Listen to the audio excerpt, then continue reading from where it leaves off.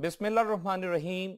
Assalamu alaikum, dear students. I'm your English teacher, Professor Ashkar Bhatti. Today, around us, everyone and everything looks smart, but don't worry.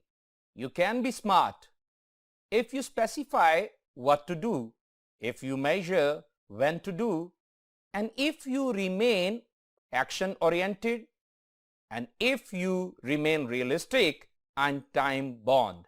So dear students, today in this lecture, we will start our second lesson, Clearing in the Sky by Jesse Stewart.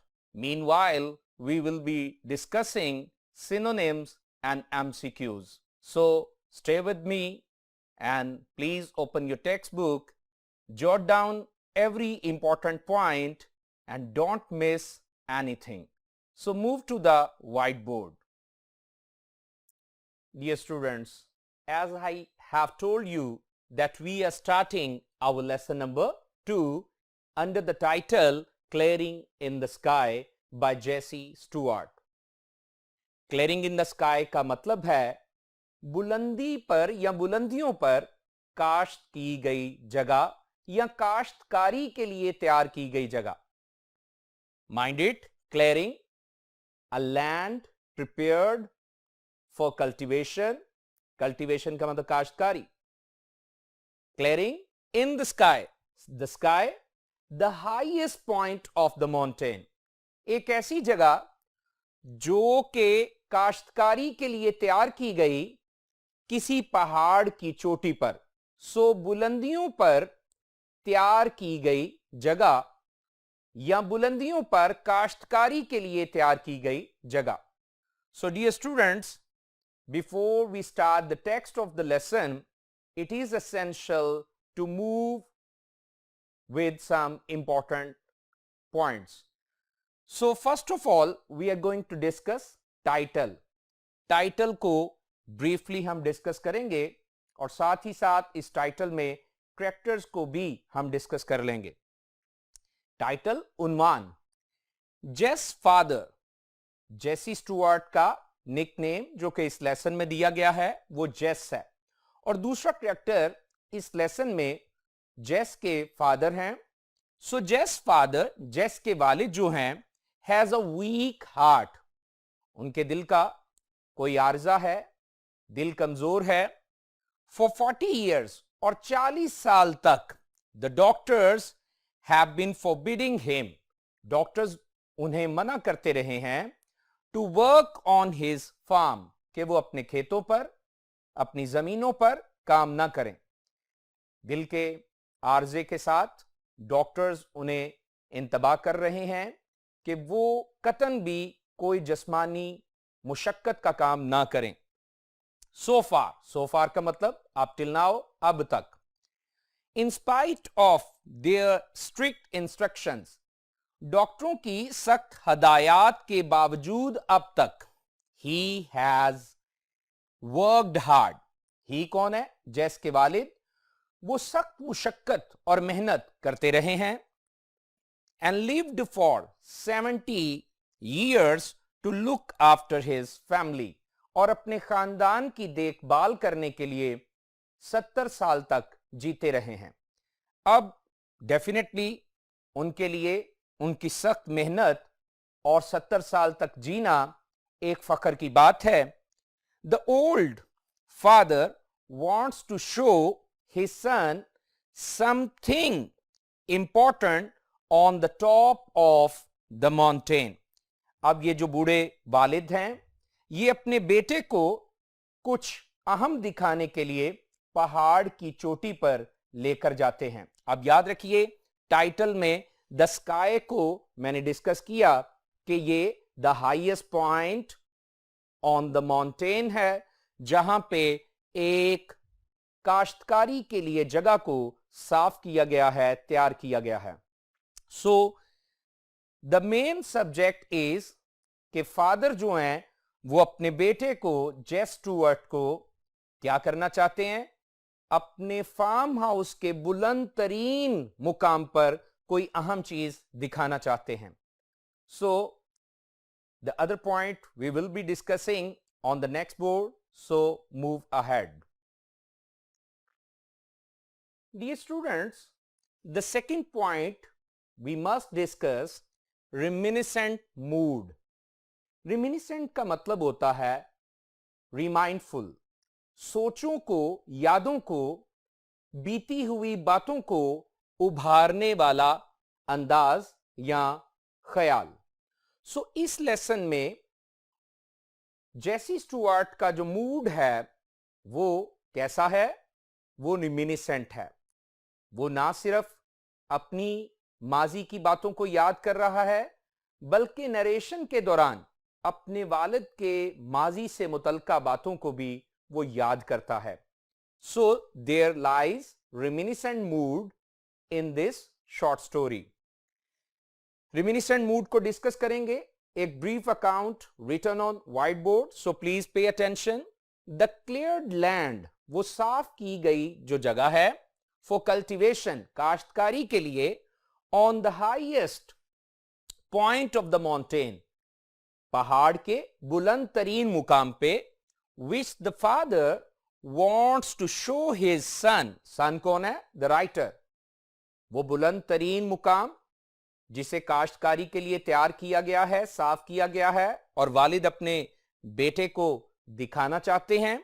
Causes रिमिनिसेंट feelings, वो माजी से मुतल्लिका यादों से भरे ख्यालात को, एहसासात को उजागर कर देता है।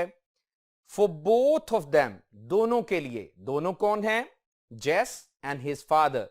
सो इस कहानी में हमें कुछ बाप और बेटे की बीते हुए कल के बारे में भी कुछ बातें पढ़ने को मिलती हैं। So that's why there is reminiscent mood in the lesson. So last but not the least, there is an important theme for you. Theme क्या होता है? A long life message. In this simple but thought provoking story, सादा कहानी है लेकिन सोचों ख्यालों को provocation देती है, उभारती है। द राइटर रिफ्लेक्ट्स, मुसन्नफ जो है इस कहानी को लिखते हुए सोच विचार करता है किन आइडियाज पे, किन नुक्तों पे? Man's deep love for nature, पहला नुक्ता कि वो सोच विचार करता है इंसान की फितरत के लिए गहरे अकीदत और मोहब्बत के एहसासात पर। And strength of human spirit, और इंसानी जोश व जज्बा, इंसानी जोश व खरोश और ताकत के जो जज्बात और एहसासात हैं उनसे भी मुतल्लिक वो सोच विचार करता है through the character of his father, अपने वालिद के किरदार के साथ या अपने वालिद के किरदार के जरिया। सो डियर स्टूडेंट्स, जेसी स्टुअर्ट के फादर का जो किरदार है वो इन दोनों बातों को एग्जिबिट करता है, man's love for nature and strength of human spirit. So dear students, these are the important points we have discussed, and now it's time to start our textbook. So please don't go anywhere, stay with me. We are moving to the other board, so go ahead. So dear students, the text will be available on our board, but please take out your notebooks and jot down important meanings of the words as well as synonyms. So let's start. Lesson number 2, clearing in the sky. Clearing in the sky का क्या मतलब था? बुलंदियों पर साफ की गई या तैयार की गई जगह। By Jesse Stewart. This is the way, Jess. ये रहा वो रास्ता, जेस। जेस किसका नाम है? जेसी स्टुअर्ट का निकनेम। सो फादर जो है जहां अपने बेटे को लेके जा रहा है उसका रास्ता उसे दिखाता है कि इस रास्ते से हम जा रहे हैं। दिस इज द वे जेस said my father, pointing with his cane across the deep valley below us. Dear students, translation के अलावा पंक्चुएशन के लिए भी ये लाइन जो है इंपॉर्टेंट है. इसे हाईलाइट कीजिए, इसे मार्क कीजिए. तर्जुमा करूंगा, तवज्जो दीजिए. ये रहा वो रास्ता जैस मेरे वालिद ने अपनी छड़ी से हमारे निचली जानिब गहरी वादी के पार इशारा करते हुए कहा.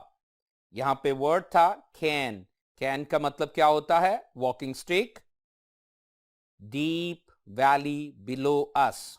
बिलो का मतलब beneath, under, deep, profound, valley, dale. एक बार फिर सुनिए. ये रहा वो रास्ता जैस मेरे वालिद ने अपनी छड़ी से हमारे निचली जानिब गहरी वादी के पार इशारा करते हुए कहा. I want to show you something you have not seen for many years. मैं तुम्हें एक ऐसी चीज दिखाना चाहता हूं जो तुमने कई सालों से नहीं देखी है. Isn't it too hot for you to do much walking? अब बाप जो है वो वीक हार्ट रखता है, तो दैट्स वाई बेटा जानता है कि गर्मी के मौसम में ज्यादा चलना दिल के बीमार लोगों के लिए अच्छा नहीं है. सो बेटा क्या कहता है? Isn't it too hot? Isn't क्या है? कॉन्ट्रैक्शन. कॉन्ट्रैक्टेड फॉर्म है is not की. Isn't it too hot for you to do much walking?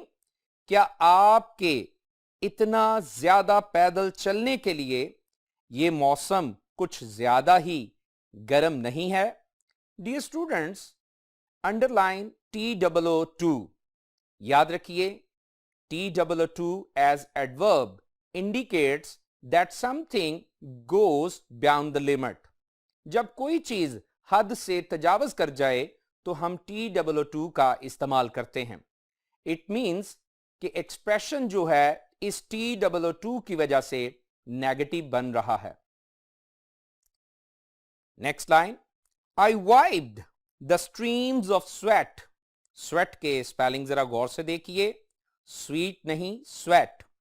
I wiped the streams of sweat from my face to keep them from stinging my eyes. Wiped का मतलब क्या होता है? साफ करना, cleaned, removed.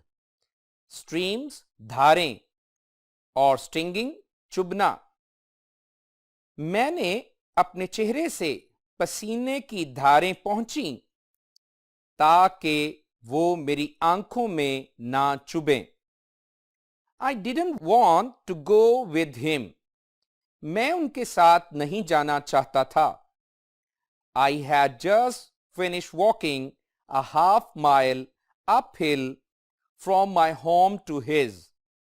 मैंने अपने घर से उनके घर तक आधा मील पहाड़ी चढ़ाई का पैदल सफर अभी ही खत्म किया था. जस्ट फिनिश्ड, अभी ही खत्म किया था. वॉकिंग अ हाफ माइल, आधा मील पैदल सफर. Uphill from my home to his. Uphill का मतलब चढ़ाई. I had carried a basket of dishes to mom. Dishes का मतलब यहां पके हुए खाने हैं. यहां इसका मतलब हम अखलाकी तौर पर कतन भी खाली बर्तन नहीं ले सकते, इसलिए यहां डिशेस का मतलब पके हुए खाने हैं जो बेटा अपनी मां के लिए ला रहा है. I had carried a basket of dishes to mom. मैं वालदा के लिए खानों की टोकरी उठाकर लाया था. बेटा ये इंपॉर्टेंट पैराग्राफ है और डेफिनेटली इंपॉर्टेंट सिचुएशन है. आपसे पूछा भी जा सकता है कि राइटर अपने वालिद के साथ क्यों नहीं जाना चाहता था. There were two slips in the road and I couldn't drive my car. सड़क पर 2 जगह फिसलन थी और मैं अपनी कार नहीं चला सकता था। And I knew how hot it was. और मैं जानता था कि गर्मी किस कदर थी। It was 97 in the shade. साए में भी दर्जा हरारत 97 फ़ारेनहाइट था। 97 Fahrenheit. I knew that from January until April, my father had gone to 8 different doctors. मैं जानता था कि जनवरी से अप्रैल तक मेरे वालिद 8 मुख्तलिफ डॉक्टरों के पास जा चुके थे। हार्ट पेशेंट, तो दैट्स वाई 8 मुख्तलिफ डॉक्टरों के पास वो अब तक जनवरी से अप्रैल तक जा चुके थे। One of the doctors had told him not to walk the length of a city block. एक डॉक्टर ने उन्हें शहरी इलाकों की इमारतों के एक सिलसिले के बराबर भी पैदल चलने से मना किया था। या यूं कहिए, एक डॉक्टर ने उन्हें शहरी इमारतों के एक सिलसिले के बराबर भी पैदल चलने से मना किया था। He told my father to get a taxi to take him home. उसने मेरे वालिद को टैक्सी के जरिए घर जाने को कहा था। But my father walked home 5 miles across the mountain and told mom what the doctor had said. मगर मेरे वालिद पहाड़ी के दरमियान 5 मील पैदल चल के आए और मेरी वालदा को बताया कि डॉक्टर ने उन्हें क्या कहा था। अक्सर एल्डरली पीपल ऐसे ही बिहेव करते हैं, जिस बात से रोका जाए वो उसके अगेंस्ट करते हैं। सो ऐसा ही हुआ। So move ahead. 40 years ago a doctor, अब 40 साल पहले भी एक डॉक्टर ने क्या कहा था, आइए देखते हैं। 40 years ago a doctor had told him the same thing. 40 साल कबल भी एक डॉक्टर ने यही सब कुछ उन्हें कहा था। इसका मतलब है कि 30 साल की उम्र में भी राइटर के वालिद जो थे वो हार्ट पेशेंट थे। And he had lived to raise का मतलब ब्रिंग अप, परवरिश करना। And he had lived to raise a family of 5 children, और वो 5 बच्चों के कुनबे की परवरिश के लिए जिंदा रहे थे। He had done as much hard work in those years as any man. वो उन सालों में किसी भी शख्स जितना मुशक्कत तलब काम कर चुके थे। I could not protest to him now. मैं अब उन पर एतराज नहीं कर सकता था। He had made up his mind. Made up mind, फैसला कर चुके थे, decided. He had made up his mind. वो फैसला कर चुके थे। I do believe that you have got all the text and jotted down all the important meanings. And now it's all about synonyms of this text. So please pay attention to the whiteboard. There are synonyms for you. Can, stick, rod, stave. Streams, धारे, drifts, flow, current. Stinging, chubna.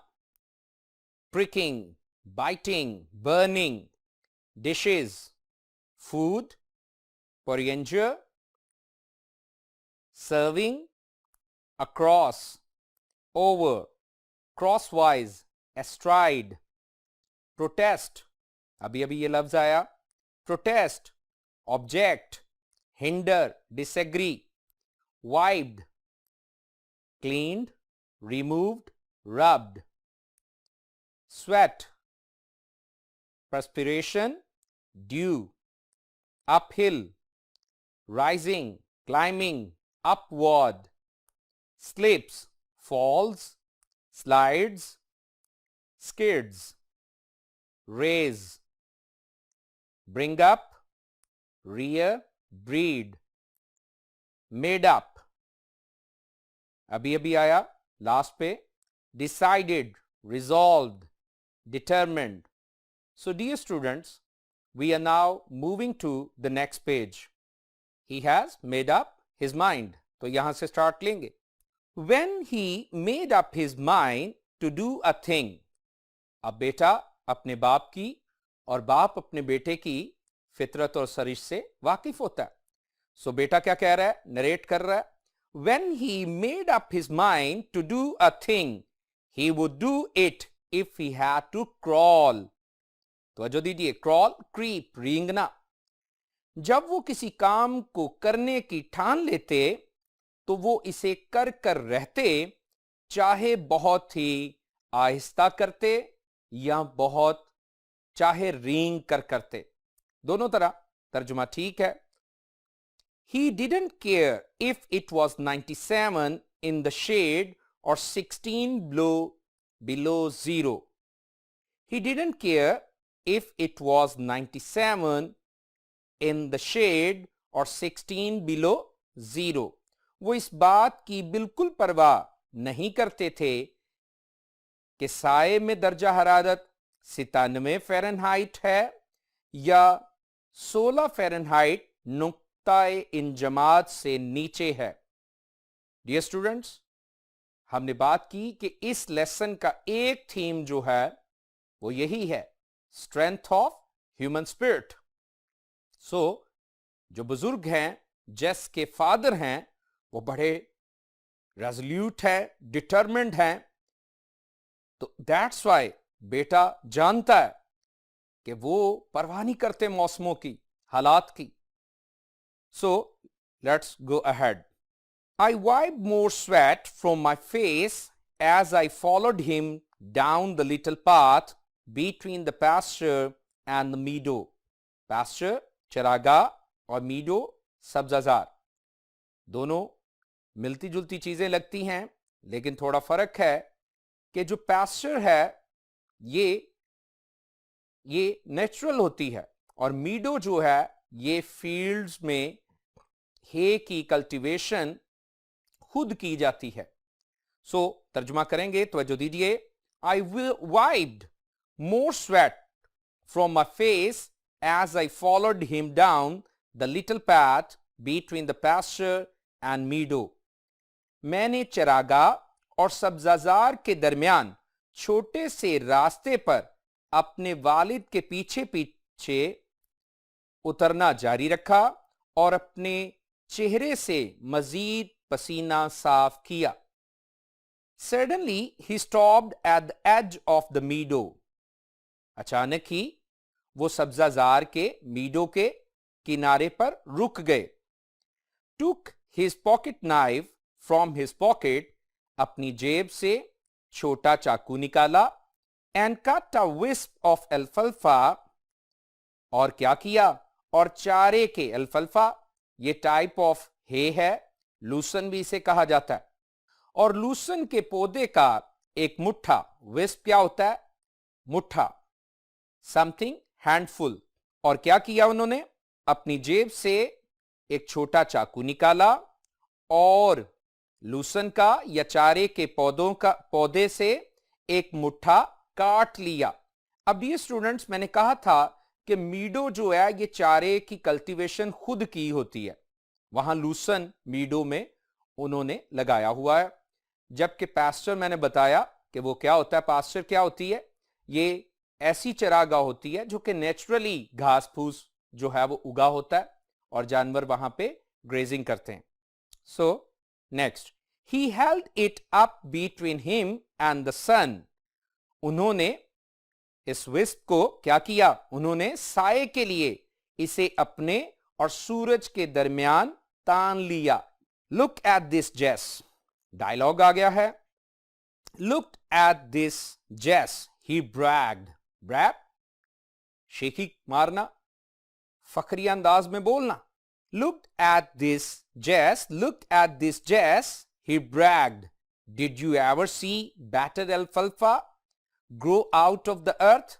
जेस, इसकी तरफ देखो, उन्होंने फखरिया अंदाज में कहा. क्या तुमने पहले कभी जमीन में से उगा हुआ इससे बेहतर लूसन या चारा देखा है? It's the best looking hay का मतलब चारा। It's the best looking hay I have seen any place. I said, I कौन है? जेसी स्टुअर्ट, जो कि अपने वालिद के साथ साथ उस जगह की तरफ जा रहा है। यह सबसे बेहतरीन चारा है जो मैंने आज तक किसी भी जगह कभी देखा है। मैंने कहा, I have not seen better looking alfalfa even in the little sandy river bottoms. Bottoms का मतलब lower side या base, pedestal. I have not seen better looking alfalfa even in the little sandy river bottoms. मैंने हत्ता के little Sandy river के नशेबी इलाकों में भी इससे बेहतर चारा नहीं देखा है। Dear students, with the name of rivers we use the, that's why definite article आया है। इस बात को भी समझिए और याद रखिए कि एक अमेरिकन नॉर्थ ईस्टर्न जो स्टेट है केंटकी, उसके इस रिवर का नाम है, जिसका नाम क्या लिया गया है? Little Sandy river. So go ahead.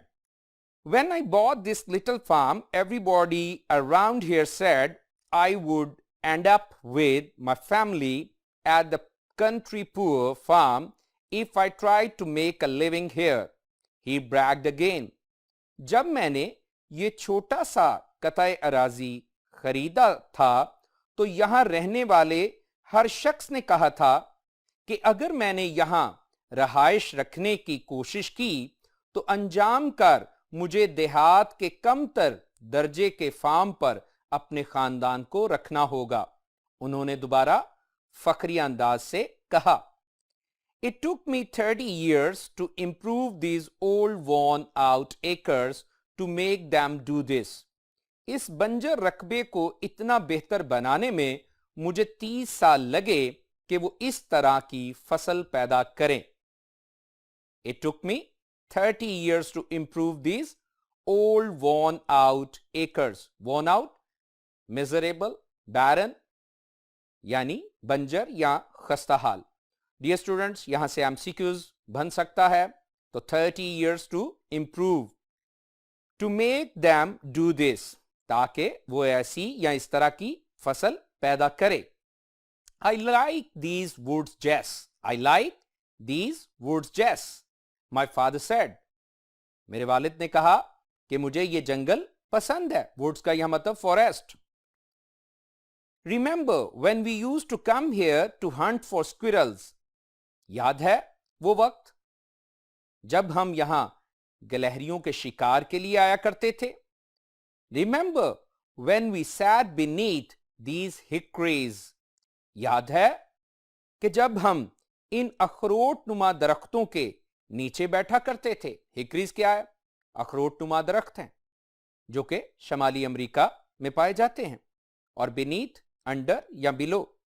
And the squirrels threw green hickory shells down at us. और गुलहरियां सब्ज हिकरी के खौल नीचे हम पर फेंका करती थी। The morning wind just at the break of day in August was so good to breathe. अगस्त में दिन चढ़ते ही चलने वाली बादे नसीम सांस लेने के लिए बहुत भली मालूम होती थी। I can't forget those days. मैं उन दिनों को भूल नहीं सकता। यहां तक कौन बात कर रहे हैं? इन जंगलों के बारे में, स्क्विरल हंटिंग के बारे में और हिकरीज के नीचे बैठने और बीते हुए दिनों को याद करने की बातें हो रही हैं। तो रिमिनिसेंट मूड जो है वो बड़ा ही क्लियर है। सो ये जेस के वालिद बात कर रहे हैं। So got all the things. So now it's time to go through the synonyms. Crawl, creep, slink, slither, wisp, bunch, important word है wisp, bunch, strand, tendril, lock, hay, fodder, चारे को कहते हैं, feed, straw, end up with, finally, eventually, finish up. Acres, land, area, fields. Pasture, grassland. Lea, L-E-A, meadow. Bragged, boasted. Crowed, swaggered. Bottoms, depths. Base, floor bed. Worn out, weary, W-E-A-R-Y, weary. Exhausted, shabby. Woods, woodland, forest, jungle. So dear students, hopefully you have got all the things, and now in our coming lecture we will be discussing the rest of the lesson. Thank you so much. Stay blessed, stay safe. God bless you.